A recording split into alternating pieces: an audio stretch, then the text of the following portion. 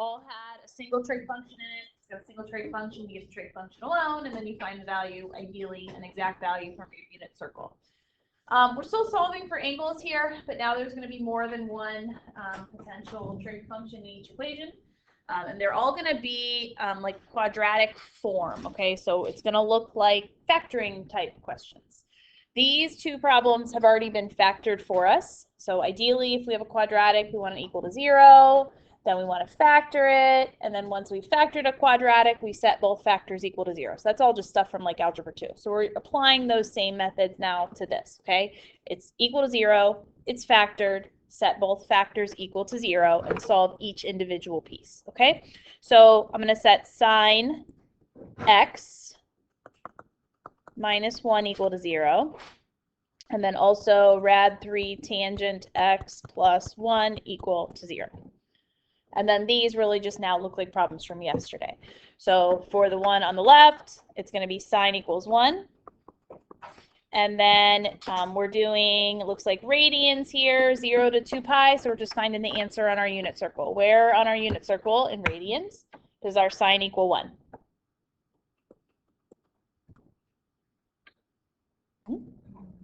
Pi over 2. Yep, okay. And then same thing for tangent. So we're going to get the tangent alone. And to get tangent alone, I'd have to subtract 1 and divide by 3. So negative 1 over rad 3. Which you can leave it like this because we're going to search for the answer anyway, or you can rationalize if you want to. I think it's actually nicer if we leave it like this. Remember, tangents on our unit circle are a y divided by an x.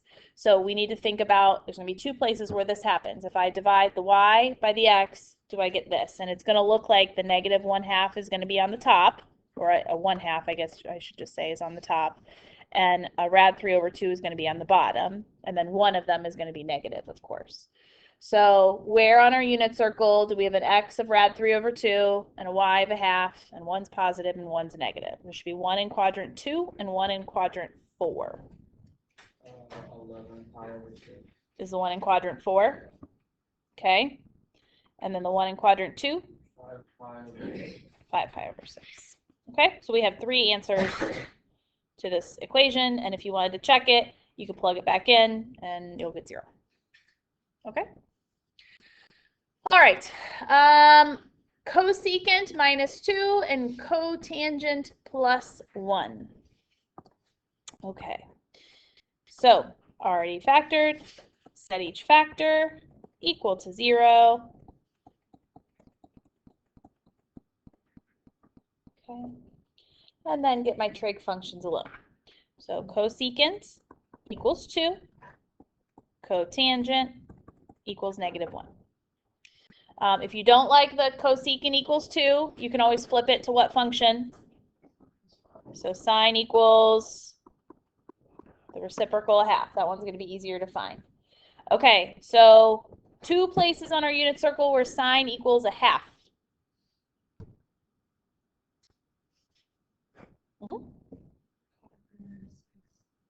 First one, yep. And one more in quadrant 2. 5 pi over 6, yep, okay. Where does cotangent equal negative 1? So if cotangent or tangent to 1, we know it's the 45-degree reference angles, right, or over 4s. Cotangent's negative in 2 and 4. So those are the 2 quadrants we're looking at. Yeah, go ahead. 3 pi over 4. What was the other one? 7 pi over 4. Yep, that's it. Okay, so 4 answers total on that one. Question so far? All right, so if it's already factored for you, just set each piece equal to 0 and solve as before. Okay, if it is not factored already for you, you need to do the factoring. These problems are meant to be ones that you should be able to factor in your head. If you don't want to factor in your head, you can always do like a box method. And actually, after we factor this one, I'll show you how like quadratic formula could also help, like worst case scenario. I definitely wouldn't recommend using quadratic formula. It's going to take a long time. It's going to be messy. But you can eventually use that if you get really, really stuck. Okay, so we're treating here the cosine. I have a cosine squared and I have a cosine. We're treating it like an x. Okay, so this is what we call quadratic form. I have a function that has a squared term, a linear term, and a constant term. So it looks like a quadratic, but instead of an x, it's a cosine. Okay, so what we want to do, it's equal to 0 already. Great. I want to factor it. I'm going to set up my two parentheses. Okay, and normally when we factor, we put an x in the front of each parentheses. Well, now it's a cosine. We're going to put a cosine in the front of each parentheses. There might be a number in front of it, so I'm going to leave a little bit of space. Okay, so the first thing I want to think about to get the front term, the first term, is what two things could I multiply together to get a 2 cosine squared? Well, the only two things I can multiply together are a 2 cosine and a 1 cosine. So one of them is going to be a 2, and one of them is going to be a 1. Just leave it, okay? Then I look at the back term. What can I multiply together to get a negative 1? And again, you don't really have a choice. It's a positive 1 and a negative 1. So the only like guess and check part of this is where does the plus 1 go and where does the minus 1 go? And you want to place them so that your outside plus your inside will give you a negative 1 in front of the cosine, okay? That's how that middle term is going to come to be. And the way that that would happen is if I put a minus 1 in the back and a plus 1 in the front, because then my outside terms would be negative 2 cosine, my inside terms would be a 1 cosine, and I put those together, I get that negative 1 cosine. So you can always, at this point, if you're not sure if you factored right, FOIL it to make sure you're back where you started. Then this just looks like the previous problems we just did, okay? So we're going to set both pieces equal to 0.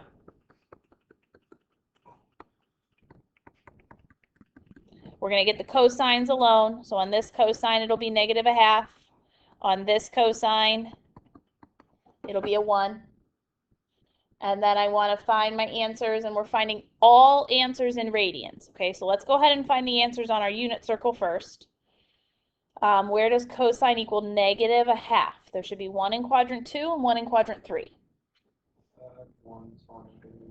Okay, in radians is 2 pi over 3. Okay. In quadrant 3, 4 pi over 3? Yeah. Okay. And then where does, I can squeeze it in the bottom there, where does cosine equal 1? 0, or you could say 2 pi, doesn't matter. Pick one or the other, okay? Then, because this didn't say find answers between 0 and 2 pi, it just says find all solutions to the end of these. This is occasionally something you're going to have to kind of double check. We're going to put what we did yesterday, plus 2 pi k, plus the period times k. Period is always 2 pi except for tangent and cotangent. And then if, we'll just put it on here once, k is an integer.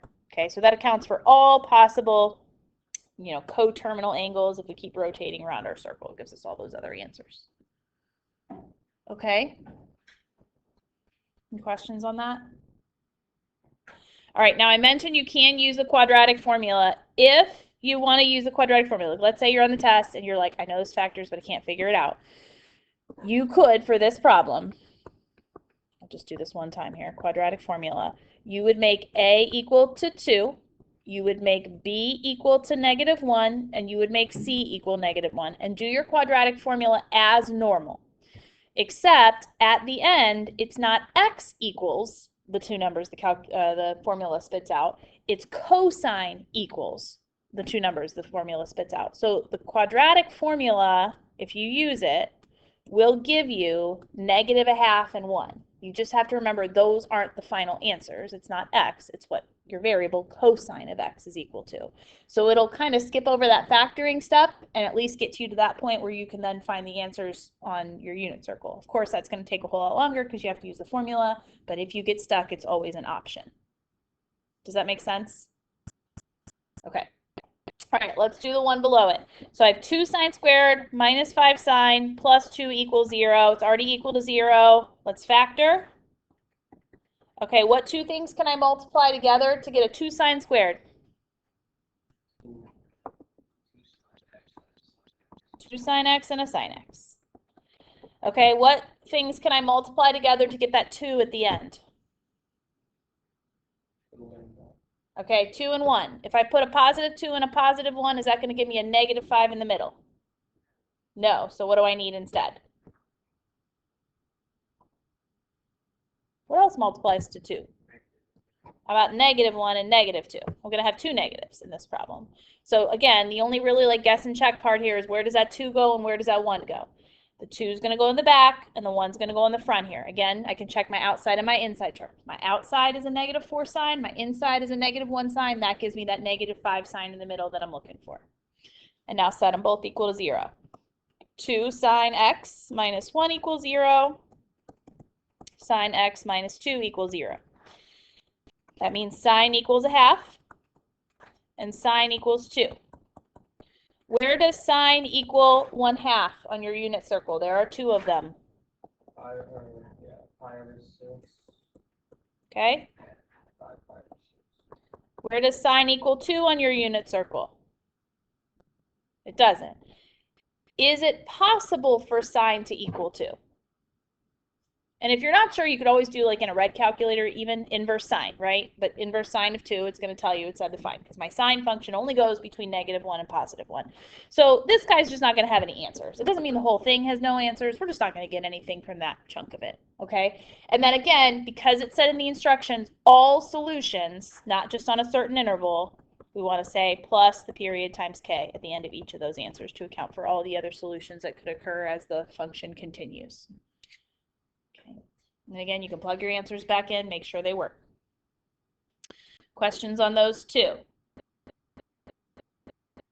Okay.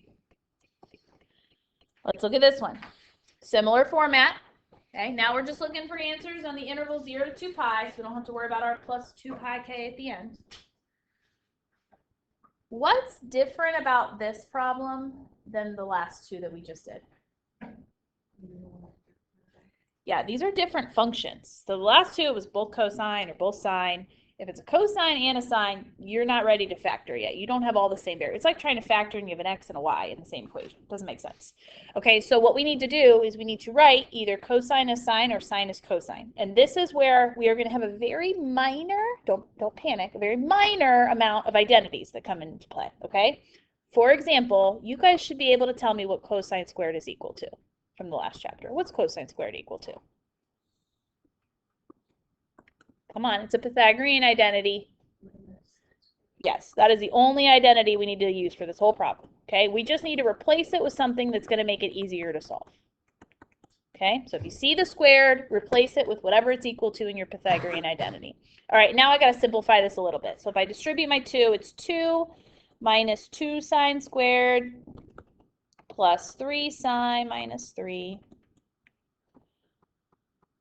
Okay, and then get my like terms together. So I'll have a -2 sine squared, a plus 3 sine, and then I have a -3 and a positive 2 at the front there. So it's a -1 when I put those together. And then this is an optional step, but if I'm going to factor something, I like that first term to be positive. Makes your factoring easier. So I'm just going to divide the whole thing by -1. It's just going to flip all my signs to make it easier to factor. You don't have to do that. It'll still be okay if you don't, but I think it's easier to see your factors this way. Plus 1 equals 0. All right. So just that little bit at the beginning to get it in a form where we can factor it, but now same as the previous problem. Okay. So what multiplies to get a 2 sine squared? 2 sine squared. 2 sine and sine. Yep. Okay. What multiplies to get a positive 1? You have 2 choices, right? 1 and 1 or -1 and -1. -1 and -1 because my middle term's negative, and so I don't even have to guess where the numbers go here. They're both -1.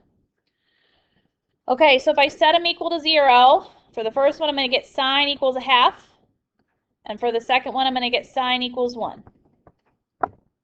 And I'm given answers in radians. Where does sine equal 1/2? 2 places. Yep, pi over 6, 5 pi over 6. Where does sine equal 1? Pi over 2. Oops. And those are my answers. Okay, good. All right, I think the next one, let's do it together. It's got a rad 3 in it. I was going to let you try it on your own, but we'll do it together. Okay, 2 sine squared plus rad 3 cosine plus 1 equals 0. Okay, so not the same function. So I'm not ready to factor yet, but I can replace the one that's squared. Sine squared is equal to what? 1 minus cosine squared. Okay, so we need to know that. All right. I'm going to go ahead and distribute again. 2 minus 2 cosine squared plus rad 3 cosine plus 1 equals 0. Like terms together, negative 2 cosine squared plus rad 3 cosine, and then I have a positive 1 and a positive 2, so it'll be a positive 3. Okay, and then again, I don't love if that first term is negative, so I'm just going to divide by negative 1 or multiply by negative 1, so I'm going to flip all my signs. So 2 cosine squared minus rad 3 cosine minus 3 equals 0. Okay. Factor it. What multiplies together to get a 2 cosine squared?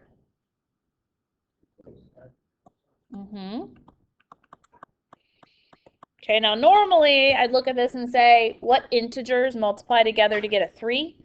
But if I put integers there, I'm not going to get a rad 3 in the middle. Okay, so what else could I multiply by? Hint, it has a rad 3 in it, to get 3. Yeah, couldn't I multiply rad 3 and rad 3 to get 3? And that'll give me the rad 3s I'm looking for here. Okay, all I have to worry about is it's negative. So one of them is positive, rad 3, and the other is negative, rad 3. And that's really, again, the only piece you have to guess and check here. Which one's positive, which one's negative. I want to ensure that my middle term is negative. So I'm going to make the front positive and the back negative. Okay, that'll give me, if I FOIL it, the outside would be a negative 2 rad 3, and the inside would be a 1 rad 3. And then when I put those together, it would be a negative number. So that's what I'm looking for.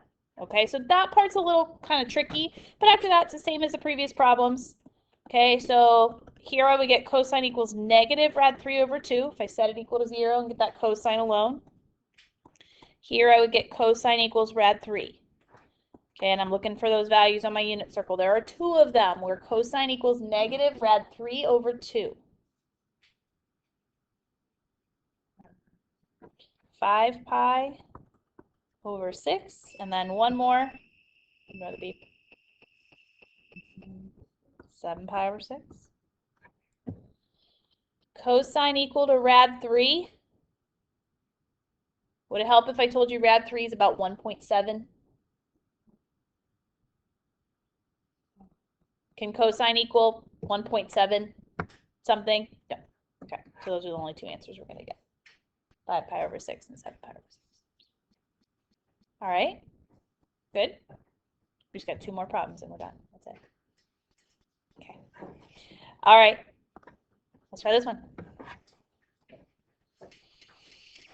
Rad 3 cosine equals sine plus 1. Find all answers between 0 and 2 pi. All right, if these were both sine or both cosine, I could just put together like terms and I could solve. Okay, but they are not both sine and cosine. So we have to change one into the other. The problem is neither of them is squared, so I can't use Pythagorean identities. And the only other way we changed a sine into a cosine before was with the cofunction identities, which were the ones that had the 90 minus, and we don't want to go there with this type of problem. Okay, that gets nasty. So what we're going to do instead is we want it to be squared so we can use a Pythagorean identity. So we are going to square both sides of this equation. Okay, now we're allowed to do that because this is not an identity, it's an equation. We know it's equal. Okay, so that's an allowed step.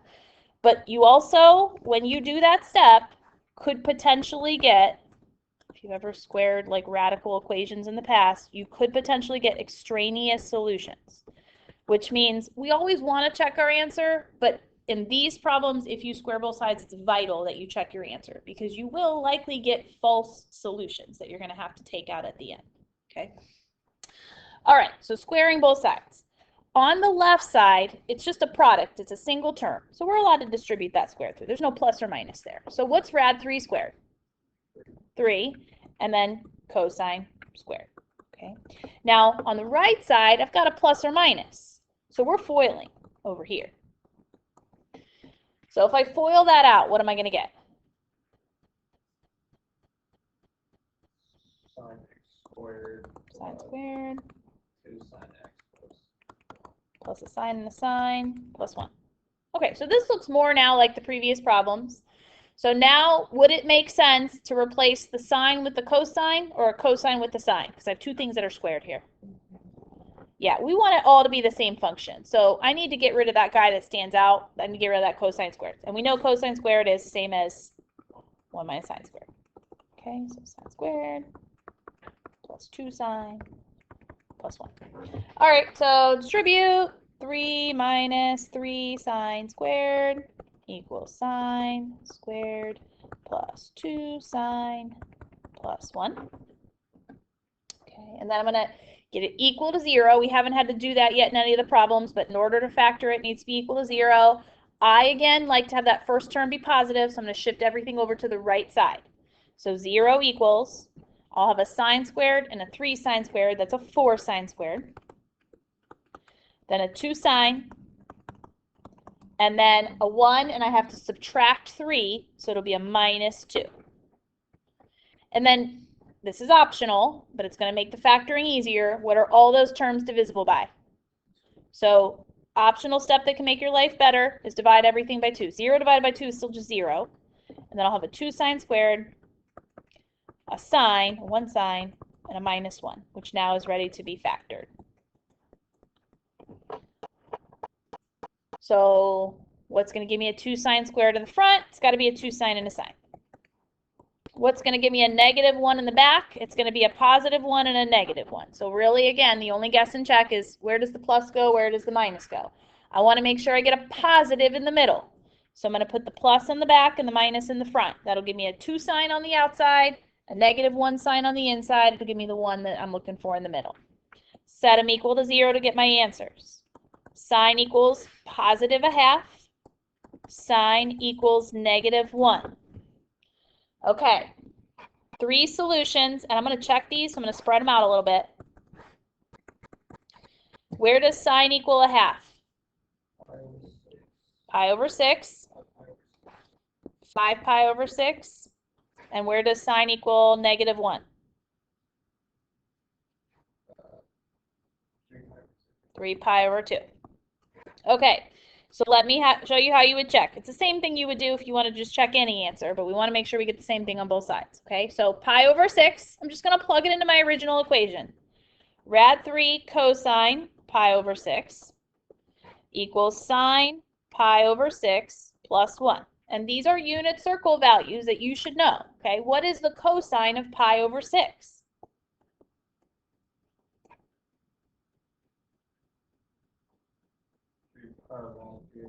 Rad 3 over 2. What is the sine of pi over 6?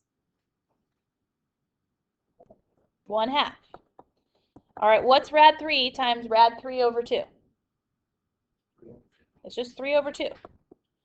And what's a half plus 1? 1.5, or 3 halves. So does that check? Does 3 halves equal 3 halves? Yes, so that answer is good. Okay, take a second and do the next two. Okay, so plug in 5 pi over 6 and plug in 3 pi over 2 and see if they check. Okay, I'm going to tell you one of them does not check. The other one does.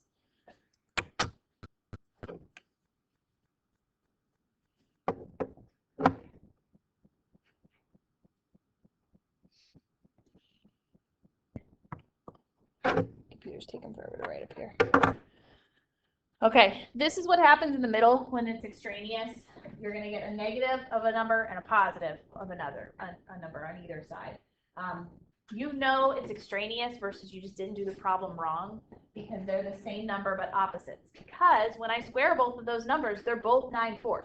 That's why we're getting this extra answer. Okay, but if I got like 1/2 and 3 halves, that's bad. Something went wrong. Okay, it's not extraneous. You just didn't do the problem correctly.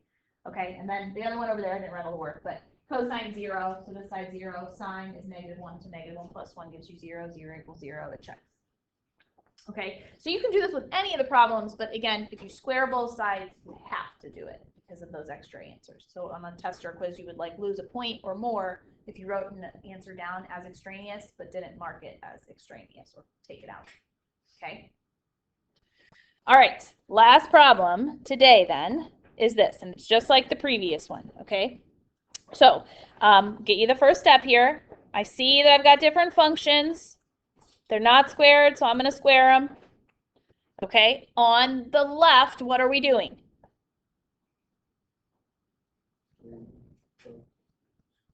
That's the right. No. On the left, if it's plus or minus, how do you simplify that? Is what I'm asking. You're foiling, okay? And on the right, you're just distributing the squared in. The biggest mistake that people make on these problems on the test is this very first step, is they look at that plus or minus and they forget to FOIL, and then the whole rest of it is just a hot mess after that. And this is a big problem on the test. There's a lot of steps. Okay? All right, so take a few minutes, see what you can do. You're going to need the other Pythagorean identity for this one with cotangent and cosecant. Okay? And then I'll put the answer up in a little bit here.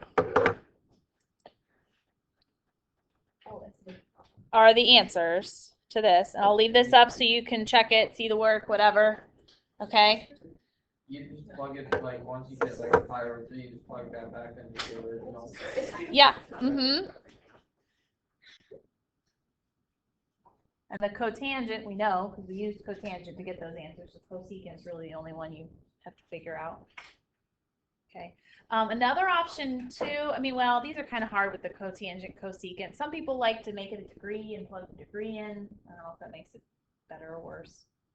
So I don't think it makes it any better, but if you're having trouble wrapping your mind around it. Usually you'll notice the extraneous solutions are not in quadrant 1. They're going to be in quadrant 2, 3, or 4, because that's where negatives show up. And that's where we can get like negative values on either side. Okay, so if you're not sure and you're like limited on time, start with the ones that aren't in quadrant 1, because likely those are the extraneous answers. All right, so at the end of 6-5, last 10 minutes are yours. You can work on Math Excel. You can keep those mini quizzes. I'll get the third ones graded and get it back to you tomorrow. Tomorrow we're going to start the last section. It's just more of this stuff, more solving trig equations. And then on Friday, you guys have a work day. Remember, this Math Excel is due on Friday night. So that's your next deadline. You can be working on doing a few problems at a day. Okay.